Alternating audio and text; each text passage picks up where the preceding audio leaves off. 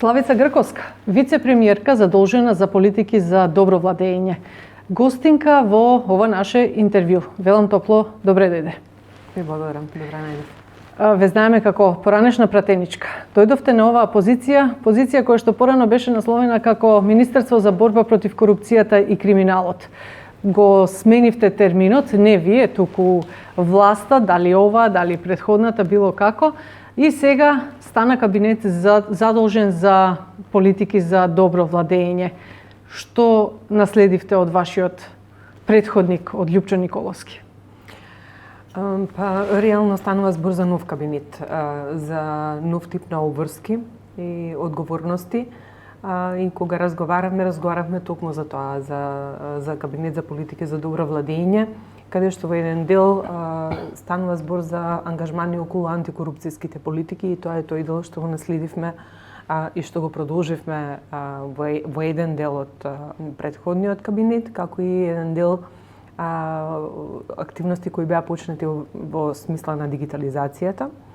Меѓутоа, останатите делови практички се нов план за работа на кабинетот. Што е поразличното од тоа со борбата против корупцијата и ова сега велите, ова е еден нов тип, нов кабинет? Да, кабинет за политики за добро владење е новина која што се повеќе во светот се етаблира како исклучително важна, да се има едно централно место каде што практички ќе се координираат сите политики кои што реферираат на тоа што значи добро владење.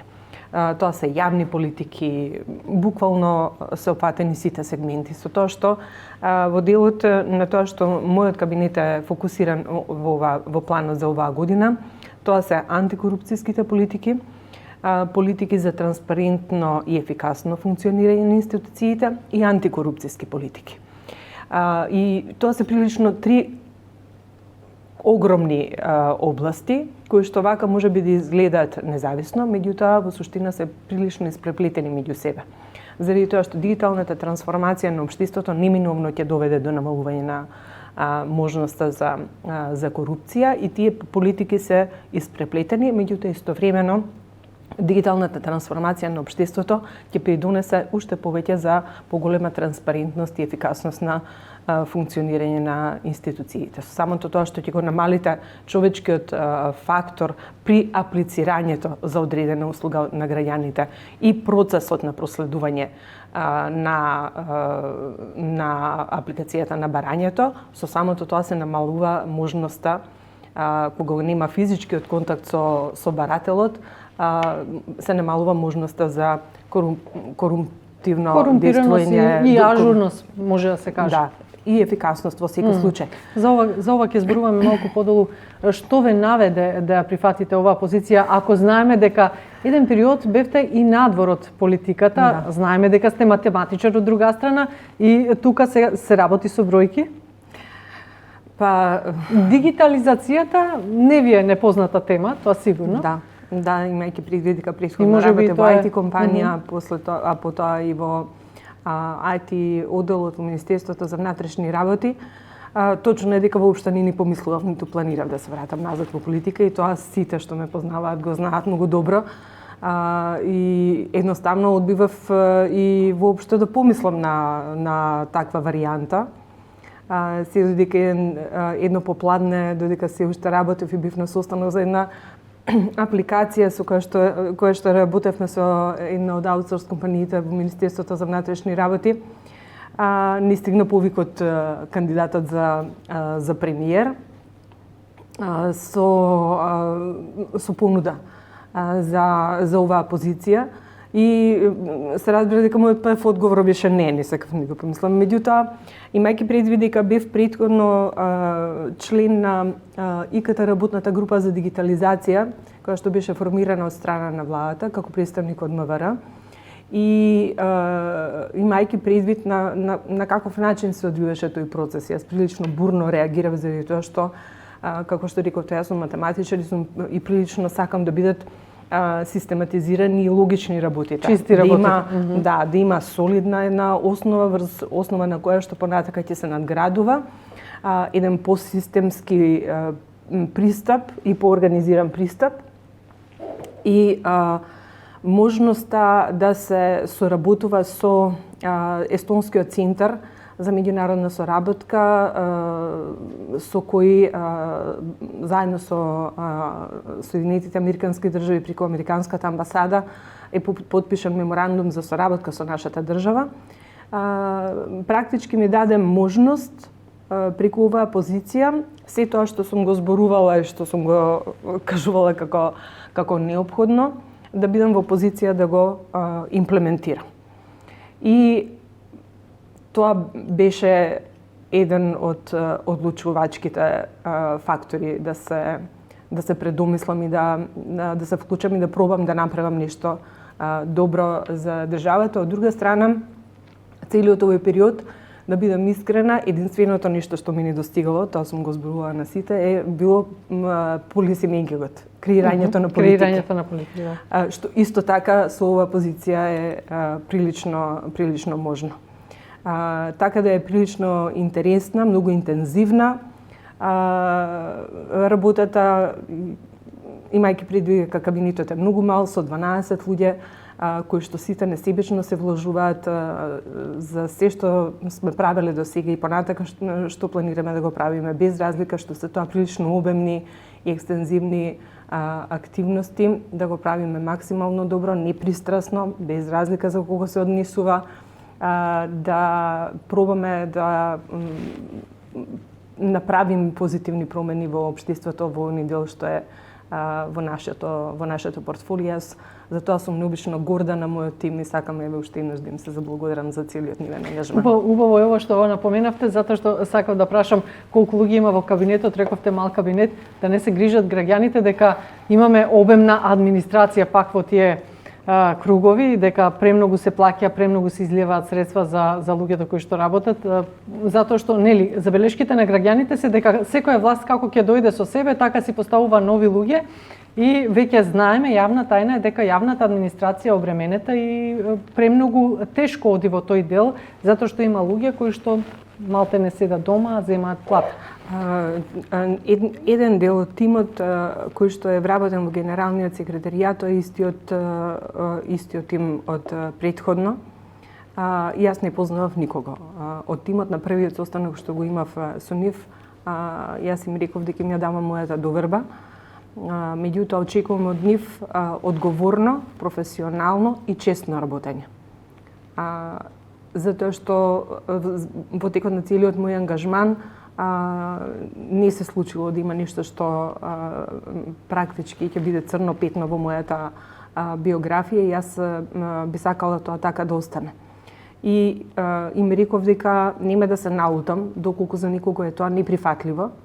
Многу е фер, ако за никого е неприфатливо таквиот начин на функционирање, да кажу уште првиот ден. Значи вие седнавте прво на чиста маса да се договориме да знаат кои се моите барања и кои се моите очекувања од нив.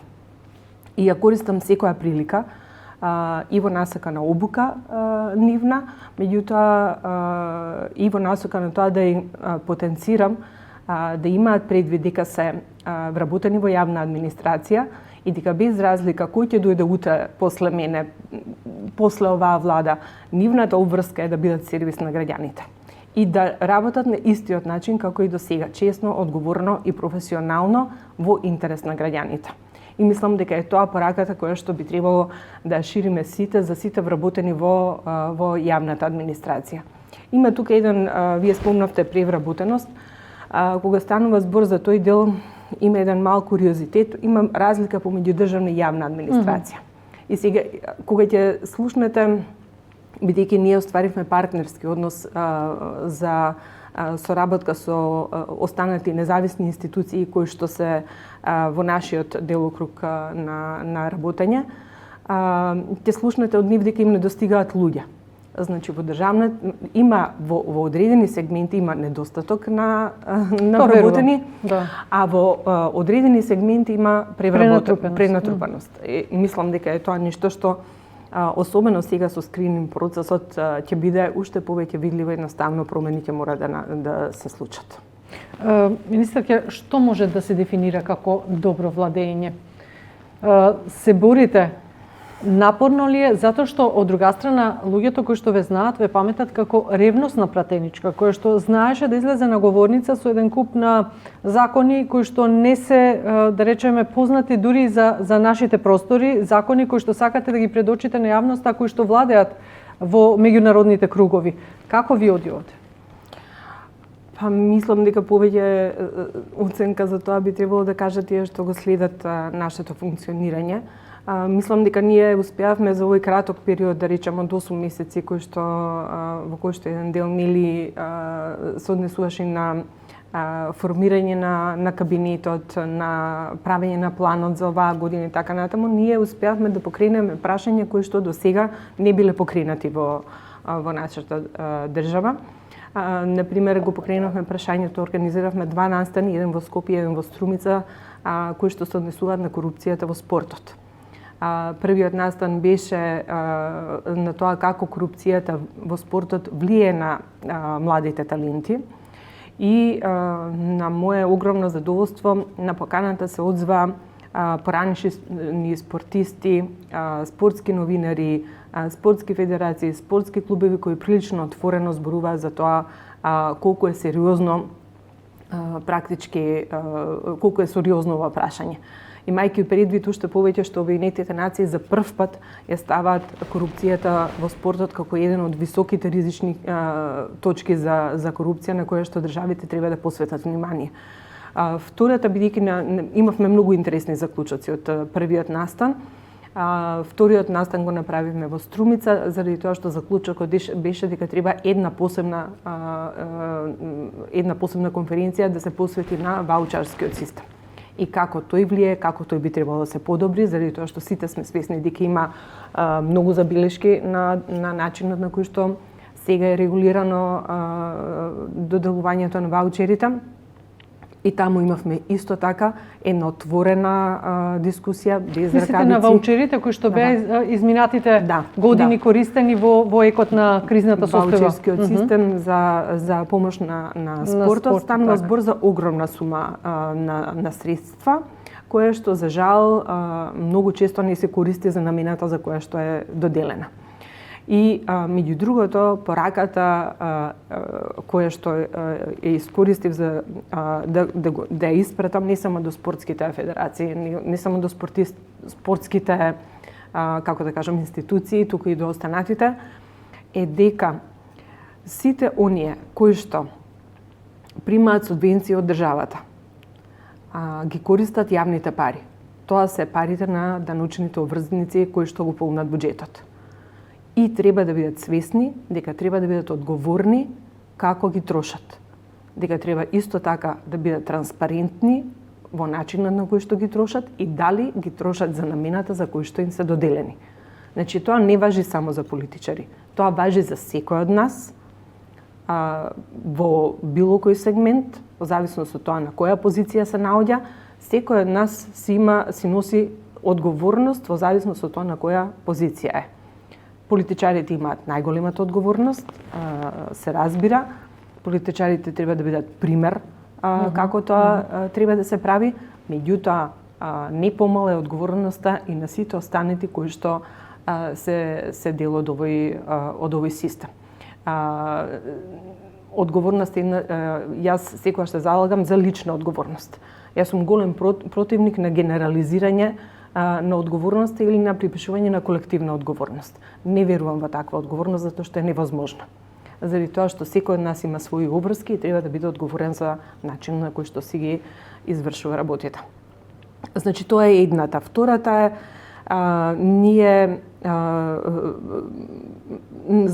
имавме скоро организирано тркалезна маса, јавна расправа, практички заедно со Министерот за правда, со обвинители, сега сакав тоа. Зошто народски речено, може некој ќе се насмее кога ова го спомнуваме, кај сега го најдовте спортот, корупцијата во спортот, иако не е занемарлива, ама кај е судството. Ние имаме корупција во здравството, имаме корупција во образованието, многу погорливи теми кои што се многу посуштествени за граѓаните отколку спортот. Да не ми забележи таа публика. Корупцијата во спортот заради тоа што свативме дека не заради само укажувањето од страна на Обединетите нации, туку заради тоа што начинот и сумата која што се злоупотребува добри суми, е прилично сериозна и дека тоа едноставно мора да се регулира. Имајќи предвид дека сега во оваа фаза се прави нов закон за спорт, сите заклучоци од првите две дебати ќе ги вградиме во новите законски решенија заедно со Министерството за правда, со Агенцијата за млади и спорт кој е нашиот партнер во целата оваа фаза и се разбира со Државната комисија за борба против корупцијата, заради тоа што регулирањето во овој дел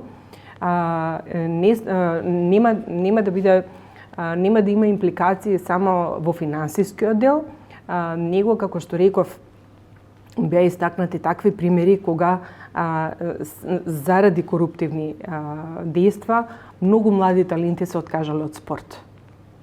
Што ние како држава која што сме релативно мала, немаме луксус да си го дозволиме тоа. Ама си го дозволуваме, пак ќе речам, и во други области, што е жално. Жално е, ама не значи дека треба само да го констатираме дека е тоа така и да го препуштиме. За корупцијата во другите сегменти и повеќе се зборувало сите овие години. Меѓутоа, за спортот никогаш официјален владин представник не го покренал прашањето на ваков начин. И јас сакам да им се заблагодарам на сите за искреноста во пристапот, заради тоа што очигледно тогаш свативме во суштина колку многу им тежало тоа на спортските работници и колку им било потребно да го споделат тоа и да побараат едноставно и да предложат од нивна страна произлегува предлозите како да се надминат одредени прашања и проблеми во спортот. Го спомнавте обвинителството, го спомнавте судството. Кога сме кај судството, како стојат тука работите во областа на корупцијата и ќе го спомнам да речеме министерот Тупанчевски незаобиколно прашање, иако вие имате веќе дадено една изјава, што се случи со она негово, да речеме, со оној негов хир што го направи со таа сметка, плаќање, неплаќање, помина само со опомена и толку, надлежни сте вие за тоа? Јас сум надлежна за етичкиот кодекс за избраните и именуваните лица од страна на владата и во таа насока беше изречена таа мерка. Сакам да напоменам дека етичкиот кодекс не е закон. Има многу често во јавноста има различни дилеми. Етичкиот кодекс е се правила на однесување кои што се очекуваат од избраните и именуваните функционери во владата. И токму заради тоа, за подкрепање на свесноста за тоа што се очекува и како граѓаните очекуваат да изгледа избран и именуван функционер со интегритет, кој што професионално и одговорно би требало да врши својата функција, ние заедно со УСАИД во рамките на проектот ги организиравме обуките за интегритет на преку 140 избрани и именувани функционери, токму во таа насока, да ги запознаеме со етичкиот кодекс, на што се обврзани. Етичкиот кодекс во еден дел реферира на законски решенија кои што се во делот на Законот за спречување на корупција и конфликт на интереси, заради тоа што се однесуваат на превентивниот дел, на што треба да се внимава за да не се прекрши тој закон и кои се тие постулати кои што би требало еден функционер да ги почитува за да го има интегритетот за да врши својата функција. Кога станува збор за обвинителството и судството, тоа што бидејќи и тоа влегува во еден дел на политики за добро владење, координирање на такви активности, јас со внимание ги следев реакциите и практички го споделив разочарувањето со граѓаните за како и на каков начин се во последните месеци се употребуваше или во заграда злоупотребуваше институтот за спогодување за вина. Затоа што сметам дека правосудните органи треба да функционираат на начин во кој што ќе влијат доверба на граѓанинот, на сите нас, дека ако некој го прекршил законот, треба да одговара според законот. Без разлика дали е богат, дали е сиромашен, дали е политичар, дали е бизнисмен, без разлика на која позиција, без разлика дали порано имал некаква позиција. Значи, без оглед на тоа за кого станува збор, законите треба едноставно да важат подеднакво за сите.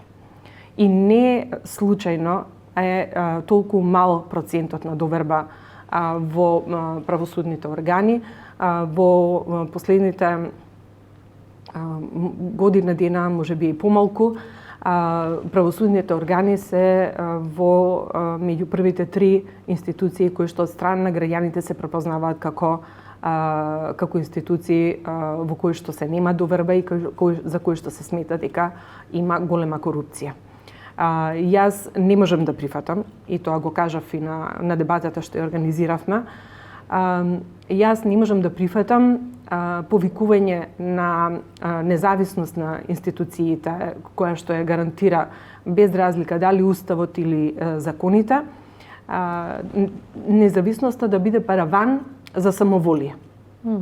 Независноста на институциите би требало да биде уште поголем товар за одговорност. А особено кога станува збор за вакви осетливи институции. И на крајот, каква е пораката што кон младите се испраќа со ваквите постапки? Ние треба да бидеме свесни какви последици имаат врз нашето општество одлуките што ги носиме. Тоа важи за секој од нас. И недозволиво е таа, како да кажем, леснотија на злоупотребата на независноста на институциите и самоволието само заради тоа што уставот или законите им го овозможуваат тоа. Не можам да не ве прашам, се надам нема да ми замерите. Горан Милевски вчера си поднесе оставка, депонираше оставка од министерската позиција. Медиумите деновиве го прозва за непотизам во тој ресор, за вработувања на негови роднини, пријатели и така натаму. Сумите на хонорарите се движат од 50 до 150.000 денари. Ова зборувам како го читав од медиумите, од моите колеги што имаат напишано во нивните написи. Дали имате ингеренции тука?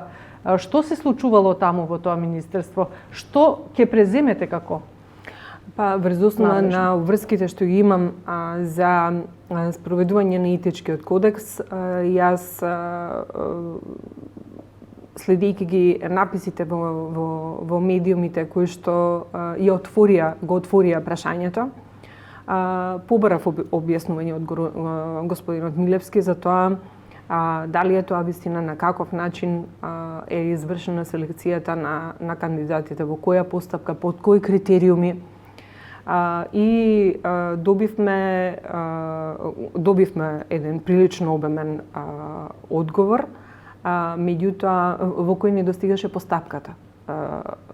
Како е тоа извршено? Како е тоа извршено? Не достига одреден дел на одговори кои што ги пративме со првото барање и затоа испративме дополнителен опис, затоа што сметаме дека тоа треба да биде комплетно, за да видиме, за да можеме потоа врз основа на сите документи и информации што ни се споделени, да донесеме одлука, да видиме дали е тоа спротивно на етичкиот кодекс и така натаму. И тоа барање е спратено, го очекуваме одговорот без разлика, ова сакам да го кажам, без разлика што вчера е депонирана оставката. Господинот Милевски е министер, се до оној момент додека не биде разрешен. Што значи тоа? Таа позиција се дека пластично објаснето? Па треба министрите ги бира парламентот и практички треба парламентот до изборот на нов министер да има мандат актуелниот.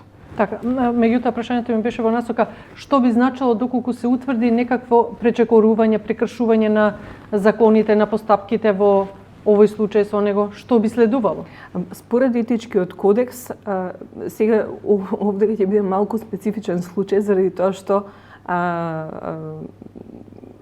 прашање на време кога мандатот ќе престане. Меѓутоа првата мерка што е според етичкиот кодекс е опомена. Затоа што пак ќе кажам, тоа е кодекс, не е закон. Ама да не помине тој само со опомена или како? Не, нема, тука има процедура. Нема тука, не е закон за да има прекршочни одредби во смисла на не знам, сума што треба да се плати и така натаму. Него првото е укажување практички опомена дека треба да го поправи, да се поправи однесувањето. И доколку не се поправи однесувањето, тогаш и јас имам обврска да испратам до премиерот информација дека не се постапува согласно укажаната опомена и во тој случај премиерот треба да одлучи каков механизам понатака ќе примени. Извинете зашто ќе реагирам, меѓутоа во овој случај ако Милевски си поднесе оставка, вие ќе го опоменете и тој треба да го подобри неговото однесување, да се подобри, а човекот ќе замине, значи парите отишле кај што отишле, луѓето се биле поставени на позициите, веќе сето отишло, што велат луѓето, ветер и магла. Хипотетички не можам да кажам сега ништо, зависи од тоа какви ќе бидат наводите, од како ќе ги добиеме сите информации, да видиме постапката и така натаму, заради тоа што врз основа на тоа што ќе го видиме, не е исклучено ние да покренеме постапка доколку има простор и пред други органи.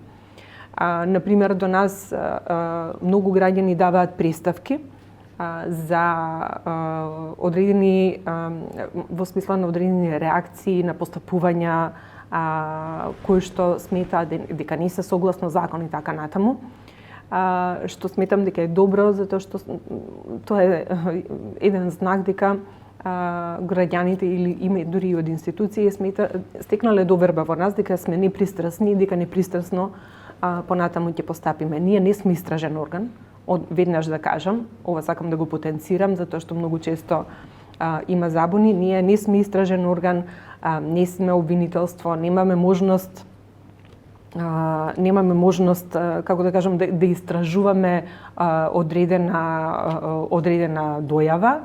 Меѓутоа, тоа што ние го правиме е врз основа на тоа какви докази, какви елементи има во преставката до нас, доколку станува збор за сериозно укажување, да го проследиме до институциите кои што се надлежни, дали е тоа Министерство за внатрешни работи, дали обвинителство, дали се некои други институции кои што треба да постапат во насока на подобрување, на решавање на поднесокот и тоа што како обврска го имаат институции, да ни информираат за резултатот од исходот, а во меѓувреме ние го следиме. Се интересираме за тоа до каде е предметот, што се случува, како се случува. До сега можам да кажам дека имаме прилично успешен фидбек од страна на институциите и јас сум задоволна дека е тоа така. Видам дека зедовте една жешка позиција претходно во муабетот. Добро владење, ама еве сега ми се наметнува прашањето и за вице-премиерот ваш колега Маричич, и со тоа веќе ќе заокружиме тука какво е етичкото однесување, етичкиот кодекс кај функционерите, кај политичарите. И тој беше исто прозван за трошење на пари, за правење на сметки со пари од секретаријатот за европски прашања и така натаму, и беше повикан да се произнесе околу тоа каде трошел, зошто трошел, имали сметки, немали сметки, фактури. Дури мислам дека и Агенцијата за слободен пристап до информации му имаше издадено решение дека тој треба да ги приложи тие такви фактури и сметки, што мислам дека не е направено, колку што јас знам. За каква транспарентност зборуваме тука и за каков кодекс на однесување може да стане збор? Ако целиме кон Европската Унија, а една од главните акценти во Европската Унија е токму транспарентноста и борбата против корупцијата. Јас се согласувам дека сите ние треба да бидеме транспарентни и се тоа што е во согласно со законот треба да го објавиме, затоа што имаме обврска. Имаме обврска да кажеме како ги трошиме јавните пари. Ако пред малку реков дека политичарите би требало да бидат пример за тоа, без разлика во која насока одат тие, мора да признаете дека за прв пат се случува владата транспарентно да ги отвори трошоците, сите трошоци, сите сметки на трошења и таа отворена дата на податоци е практички достапна за секој граѓанин, што во минатото беше незамисливо ниту да се помисли, освен да се спомени. Тој ги предводи преговорите со Европската Унија. Не знам дали одговорил во меѓувреме, меѓутоа во секој случај ние врз основа на информациите што ги добивме, што ги проследивме од медиумите и од укажувањето на Агенцијата за слободен пристап на информација од јавен карактер, испративме допис до господинот Маричич да му кажеме дека е обврзан да одговори на барањата што се до него доставени. Имавте некаков одговор до сега? Уште не, многу е рано, не можам да се сетам точно кога го испративме. Го испративме сега скоро заради тоа што сметавме дека треба едно доволно време, така да после укажувањето на Агенцијата за слободен пристап на информација од јавен карактер, има доволно време да одговори и затоа го испративме деновиве. Ако сакате ќе проверам и точно кога. Меѓутоа мислам дека е многу важно едноставно да покажеме пример за тоа како треба да се почитува ваквиот начин на однесување. Граѓаните многу често знаат да забележат дека се соочуваат со разни бариери во случајот со нивните остварување на права по институциите. Тука е во опсег сега зборуваме за дигитализацијата. Не идуваат на затворени шалтери, на некадарни луѓе поставени на одредени места и така натаму. Што во тој домен, што предвидува вашето министерство, што предвидуваат вашите надлежности? Како ќе им се олесни пристапот?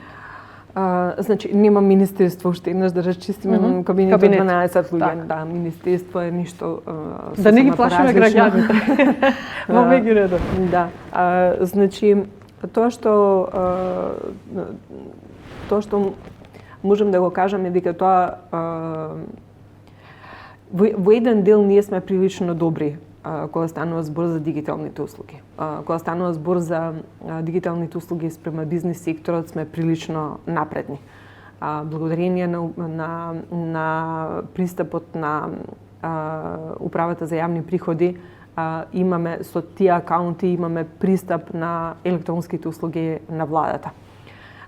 Има една точка за услуги која што во една канцеларија се шалтери од повеќе институции за кои што граѓаните се најзасегнати за барање на документи. И таму има лице кое што е на располагање на граѓаните да им помогне во електронско аплицирање за барање на одредена услуга.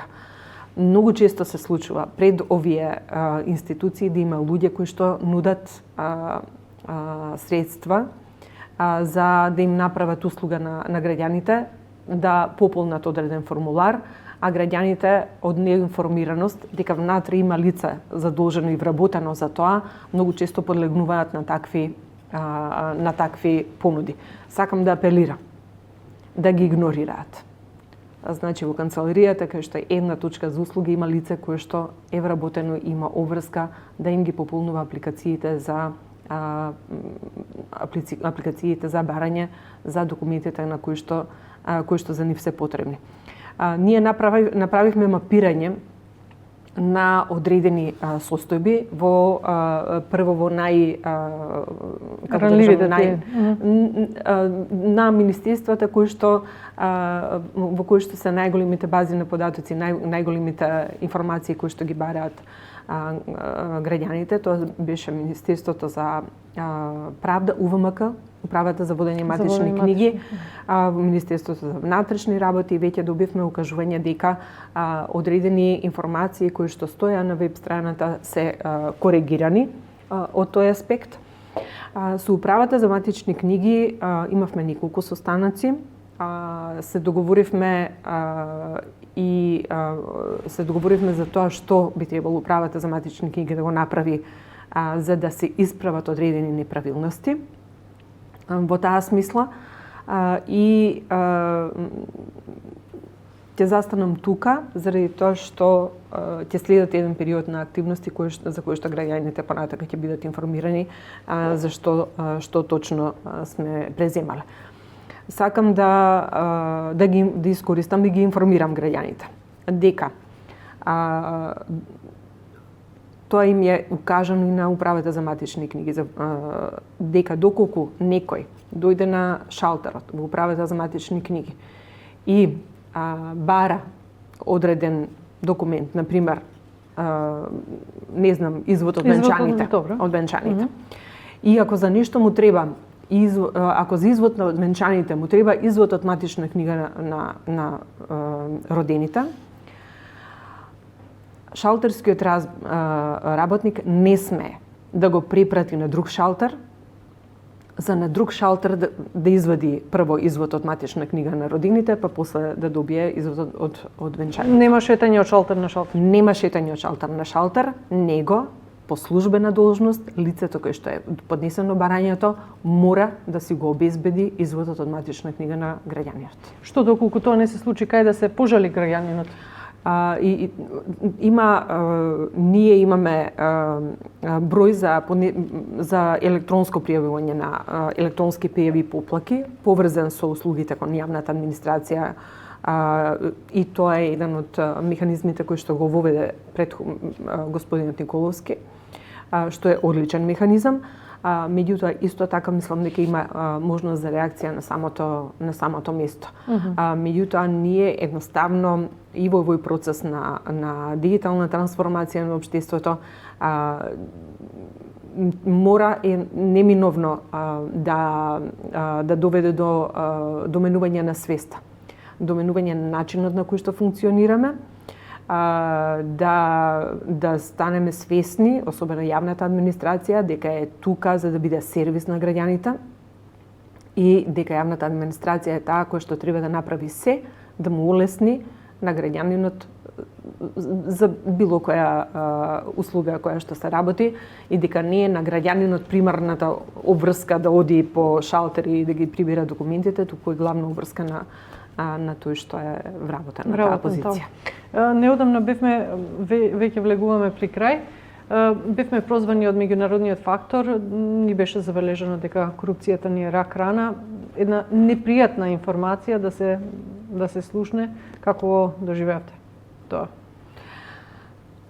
И тоа е прилично силна порака. Иако не ни е непознато. Да, тоа е прилично силна порака и да бидам искрена, јас сум среќна што и граѓаните се поотворено реагираат на и укажуваат на корупција. Затоа што и ние учиме од сопствените грешки. Да, така. Затоа што претходно тоа не беше случај, да бидеме искрени. Значи, претходно воопшто не ни беше детектирана, воопшто не беше како да ви кажам, нема храброст граѓаните да реагираат.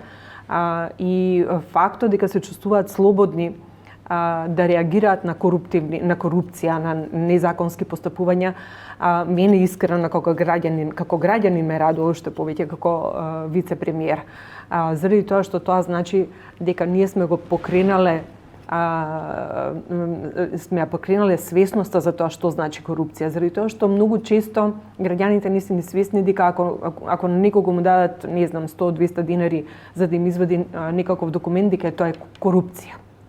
Ситна корупција. Само за да се заврши работа. Само за да заврши работа. Да се олесни, да вика подобро ќе дадам, а не е свесен дека и тој во тој момент прави кривично дело. Затоа што кривично дело и на тој што дава, и на тој што нуди, и тој што зема. И на тој што зема. Сериозни се укажувањата од страна на меѓународната заедница. И ние во овие 8 месеци имаме активности континуирани со USAID и со Американската амбасада, меѓутоа и со други, со UNODC, со други меѓународни институции со кои што соработуваме и превземаме низа активности во тој дел.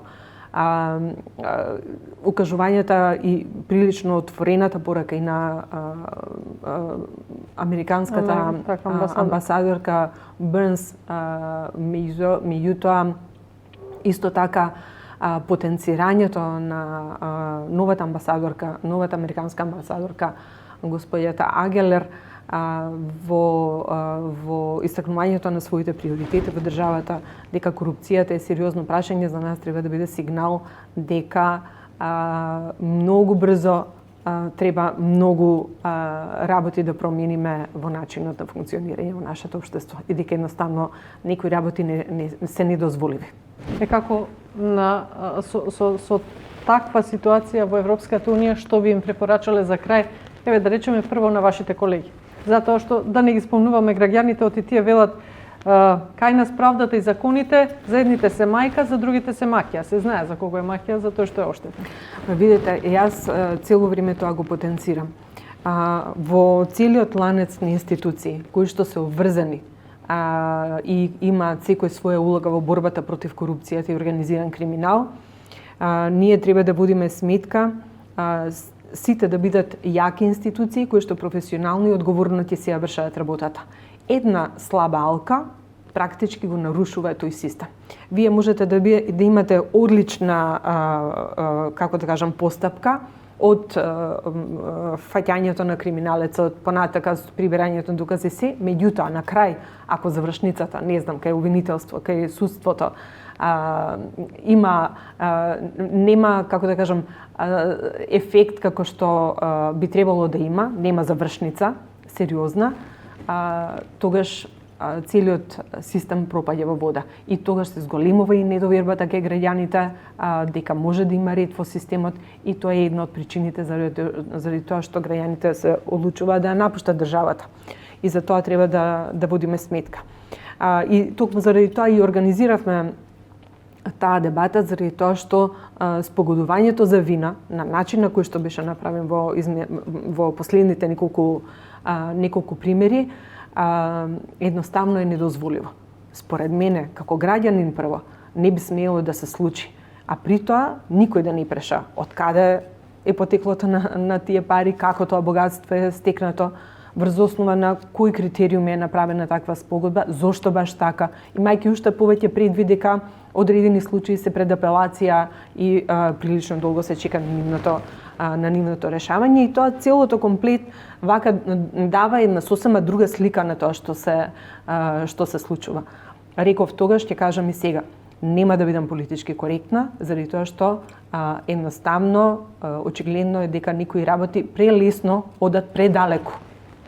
И тоа е недозволиво. Едноставно недозволиво, реакција имаше и од меѓународниот фактор и со право, би рекла. И за тоа сакам да апелирам притисокот уште повеќе да дојде од сите честни обвинители и судии, сите честни вработени во целиот овој синџир на институции за борба против организиран криминал и корупција, заради тоа што злоупотребата на позицијата на неколкумина практички фрлаат црно петно на целата институција, што е крајно некоректно и нефер кон оние што честно си ја работат работата. И тој едноставно таа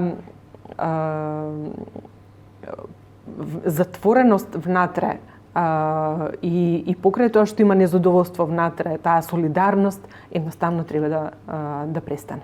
Едноставно гласност мора да добијат тие искрените, честните кои исто така не се согласуваат со таквиот начин на функционирање на и злоупотреба на институциите.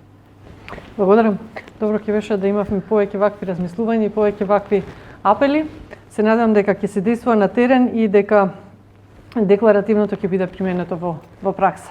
Благодарам уште еднаш. Славица Грковска, вице-премиерката задолжена за политики за добро владење, беше гостин во ова интервју. Вам почитувани секое добро.